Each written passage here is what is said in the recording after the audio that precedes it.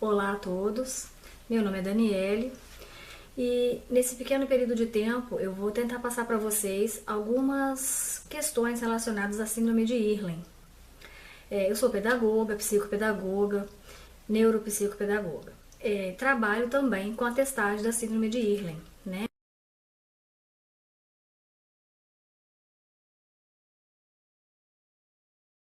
Os profissionais habilitados para essa testagem são chamados screeners.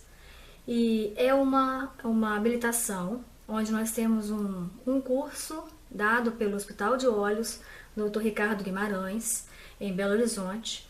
E aqui eu não vou passar para vocês como testar. Eu vou dizer, pelo menos assim que o professor possa identificar situações que possam ser a síndrome de Irlen. Essa testagem ela é aberta a qualquer profissional da área de educação e saúde. Pais muitas vezes procuram fazer o curso porque às vezes percebem que seus filhos têm a síndrome de Irlen e eles muitas vezes se veem com características também da síndrome.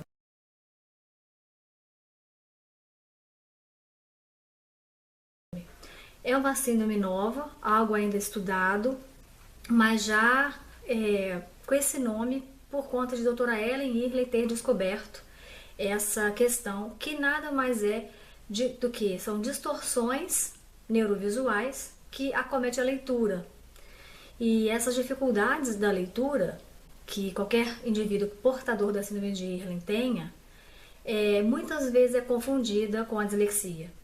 E a intenção nesse momento é justamente tentar clarear para o professor, para também os profissionais da saúde e da educação, um pouco das diferenças entre a síndrome de Irlen e a dislexia.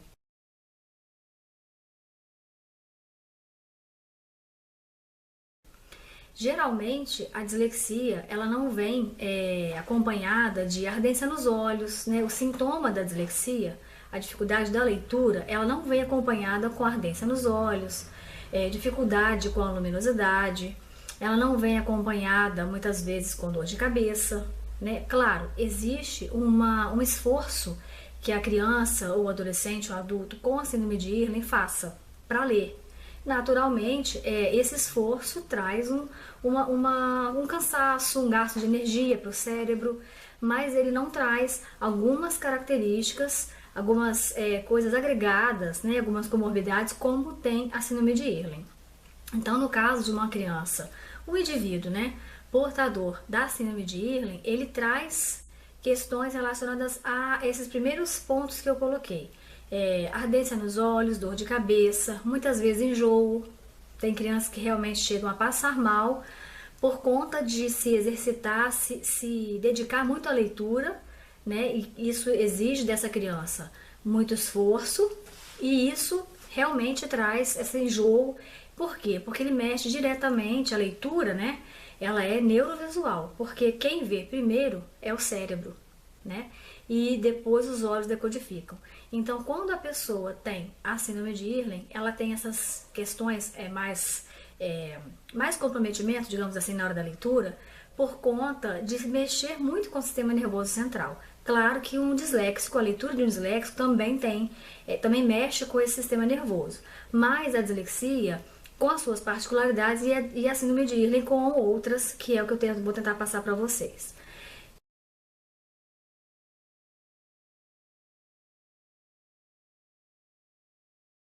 Então, voltando a algumas características. A síndrome de Irlen, muitas vezes, a criança, o indivíduo, quando está lendo, ele tem essa dificuldade realmente, essas dores de cabeça, a luminosidade atrapalha. Muitas vezes nas escolas nós vemos a questão da lousa hoje, que é branca, né, o quadro branco, com a luz que nós chamamos fluorescente, né, a luz branca, ela incidindo nesse quadro branco, refletindo nos olhos da criança. Isso traz dificuldade.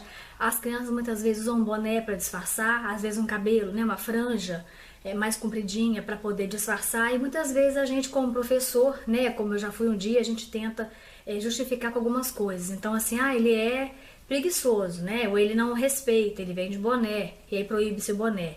Mas muitas vezes a gente sabe que a escola tem também a parte onde deve ser tem a sua burocracia, tem as suas questões legais, o que pode e o que não pode.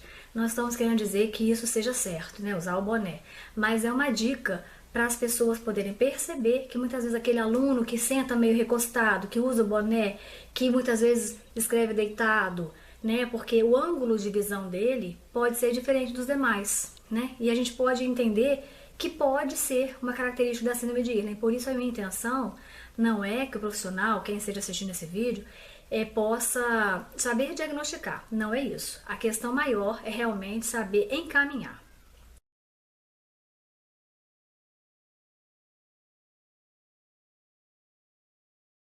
A testagem é feita com algumas lâminas, como esse tipo de lâmina, onde nós vamos inserindo para a criança, né, para o adolescente, no momento do teste. Temos alguns livros aqui, um livro, na verdade, onde eu vou colocar para vocês só alguns tipos de distorção. No site da Fundação de Olhos vocês conseguem achar essas distorções aqui. Imagine a nossa criança, né, tentando ler e vendo borrado, né, ou em roda-moinho. Muitas vezes letrinhas saltitando do papel.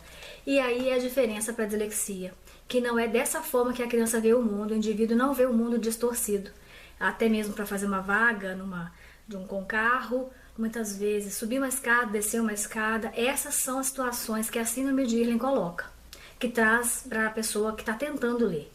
Muitas vezes, chutar uma bola, uma criança que não quer brincar às vezes no recreio, porque o chão do pátio ele é bordado, ele é desenhado.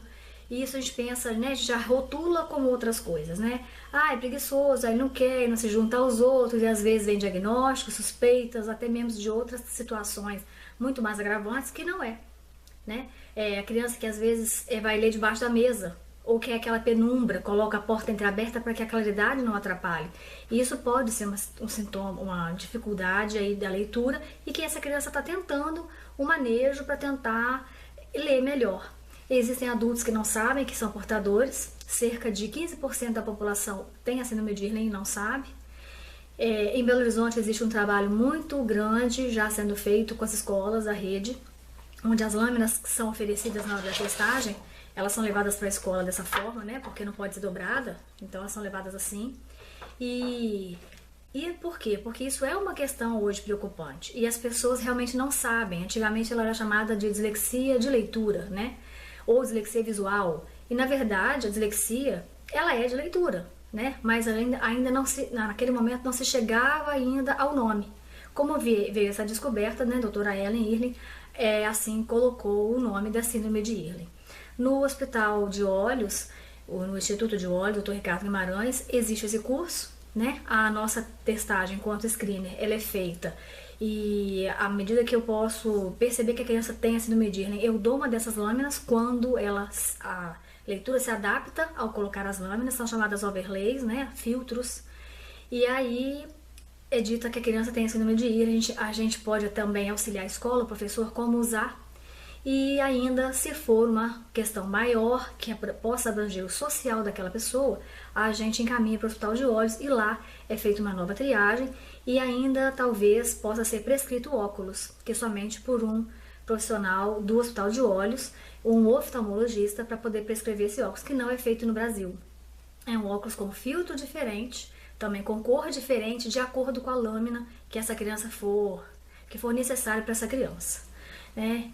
Bem, a gente vai tentar fazer um curso maior, não somente uma palestra, para estar falando mais um pouquinho sobre isso, mas nesse momento eu espero que eu tenha clareado alguma coisa. Vocês podem olhar alguns artigos também meus no meu site www.processodeaprendizagem.com.br e também na revista Psique, onde agora no mês de abril vai estar saindo um artigo meu sobre o mesmo tema. Muito obrigada!